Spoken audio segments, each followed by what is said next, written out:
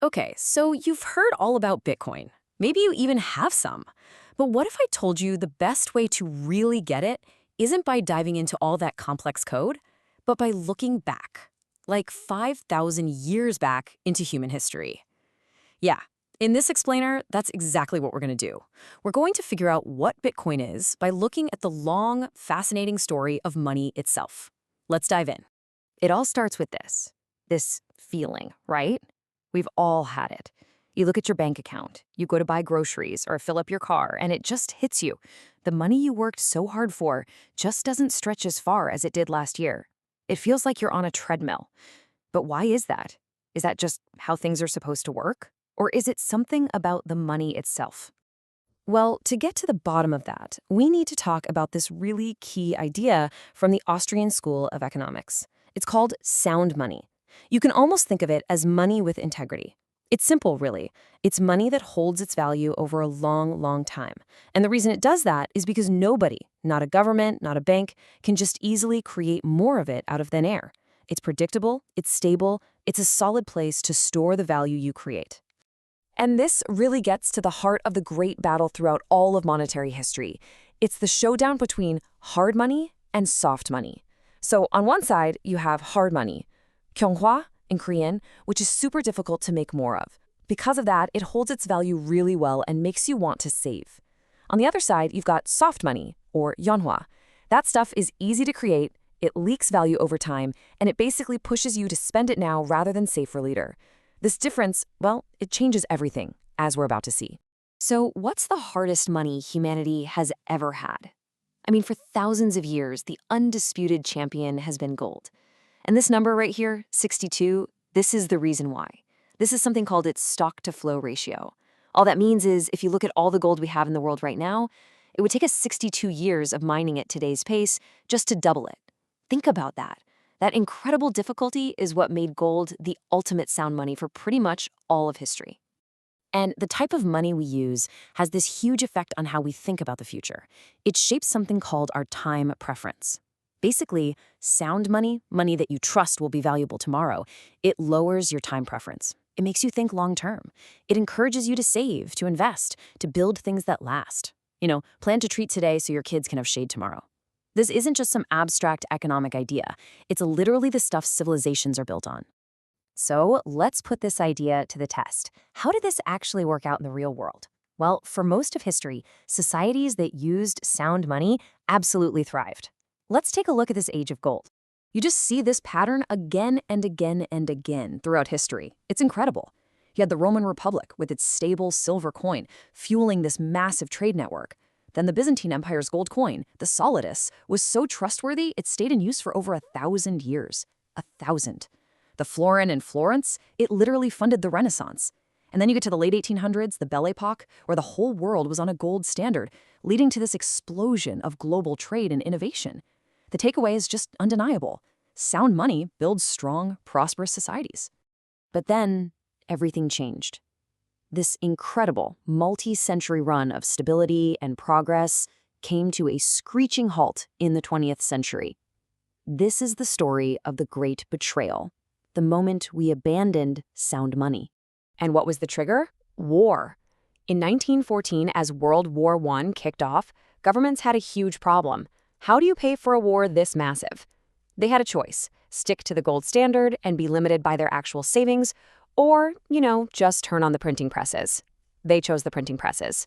They broke the promise, temporarily suspended the gold standard, and funded the war with newly created money. And the consequences were disastrous. Without gold as that neutral anchor, it became a race to the bottom. Countries started deliberately devaluing their own currencies to try and cheat their way to a trade advantage. This just spiraled into currency wars, trade wars, and eventually, it just fueled the fire for more conflict. It's like the economist Otto Mallory warned: if goods do not cross borders, soldiers will. And he was right. So after decades of this weird, broken, halfway system, the final nail was hammered into the coffin in 1971. That's when U.S. President Nixon got on TV and announced that the U.S. dollar would no longer be redeemable for gold. And just like that, the last link was severed. The entire planet was suddenly, for the first time in history, on a global experiment with pure fiat money, money that's only valuable because a government says it is. backed by nothing else. And for the past 50-some years, yep, that's the experiment we've all been living in. So what happens when the entire world runs on this kind of unsound, government-controlled money? Let's break down the consequences. Well, according to Austrian economists, this system is exactly why we have these painful boom and bust cycles that we just accept as normal now. Here's how it works. Central banks print new money out of nowhere and push interest rates down artificially low. This is like sending a fake signal to the whole economy, tricking businesses into thinking everyone's been saving up and it's a great time to build big new projects. But it's a mirage. The real savings aren't there. So these projects, called malinvestments, eventually run out of steam and the whole thing comes crashing down. That's the bust.